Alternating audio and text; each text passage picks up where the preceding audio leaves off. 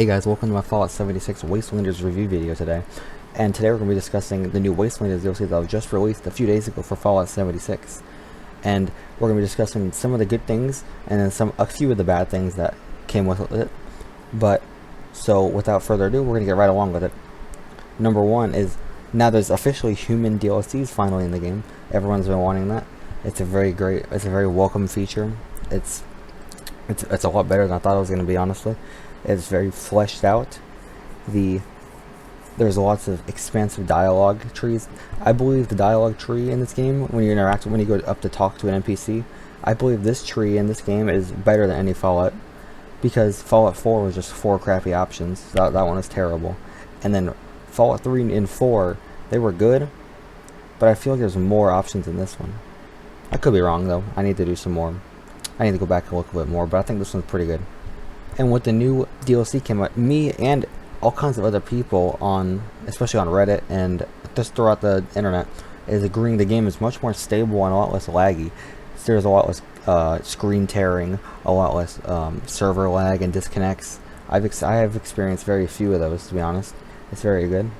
I feel even with such a crazy update and a big change to the world, it's still a lot more stable than it even was beforehand, which is honestly amazing. Along with the new DLC came, of course, new quests added to the game, and most of these quests are honestly much better than the base game quest. I feel like, especially the Vault Raid quest. I'm not gonna have any spoilers here, but the Vault Raid quest I feel is very great. I personally played it with the Settlers. I have not done the Raider one yet. I might do it in the future. I don't know. It was very great. It was a lot of fun. It wasn't that hard. It was pretty simple. It was really quick, but I feel like it was a lot more fun than the base game quests. Most of the base game quests are just boring and uninspired. You just walk up to a robot, you hit A like 5 times, and then you just go do whatever the game tells you.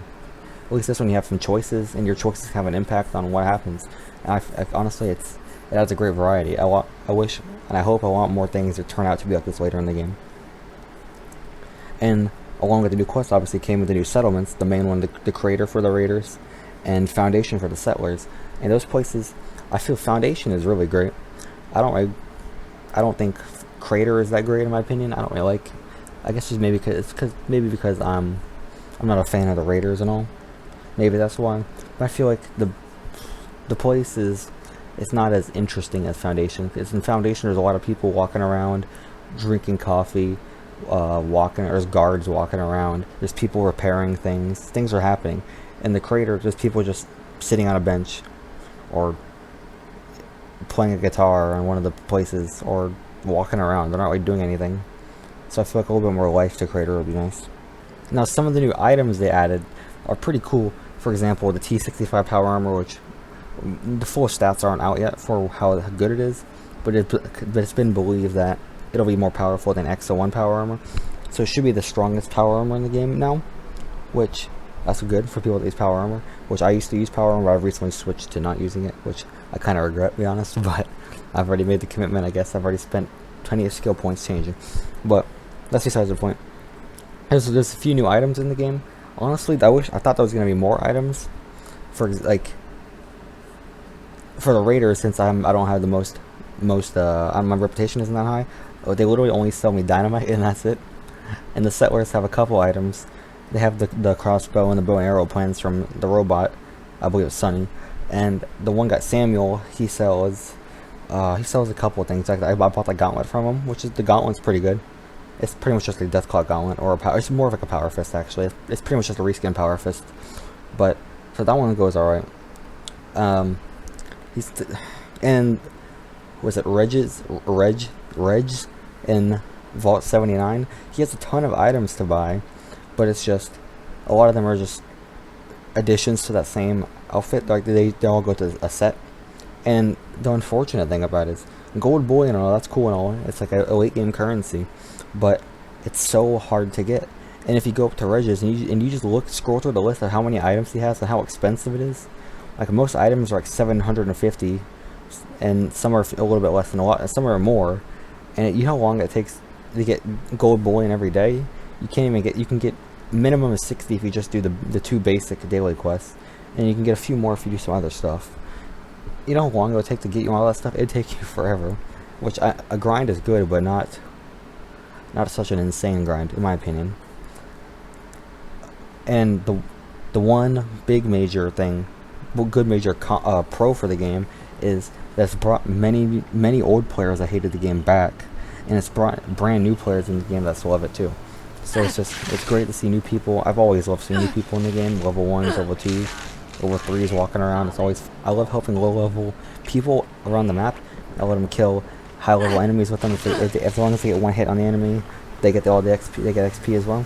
I love doing that. I love taking them to cool spots around the map, showing them around. It's a lot of fun helping levels out. I really love it. It's great. Now, a few of the other cons I haven't mentioned yet are the allies in the game. There's 4 allies, and I've fully completed Commander Daguerre and Beckett. I finished both of theirs, and I got both of the rewards, which I'm not talking about the rewards here. The rewards obviously suck, but that's not... I mean... I can finish Daguerre and Beckett, so I figured once I finished their quest, they could be a follower, like a companion, or they could do something for my camp, something different. But no, they don't do anything. They literally just sit there, and they don't even like acknowledge the stuff you did. Like I did Commander Daguerre first, and then I did Beckett, and I put her back down, Commander Daguerre, and she doesn't even recognize I'm in a relationship with her. I'm literally her girlfriend. And she doesn't even like mention it. Every time I go up to talk, she's like, it tells me like it tells my character I want to ask her out. Like, what's the point? I've already done this. It doesn't make any sense. So that needs to be fixed or changed or something. I don't know. But I feel like they could have added more to the usefulness of the allies. They're not very useful in my opinion. And the last con I have here is that in order to do some of the new quests in the game, you have to complete old ones. For example, I had to do...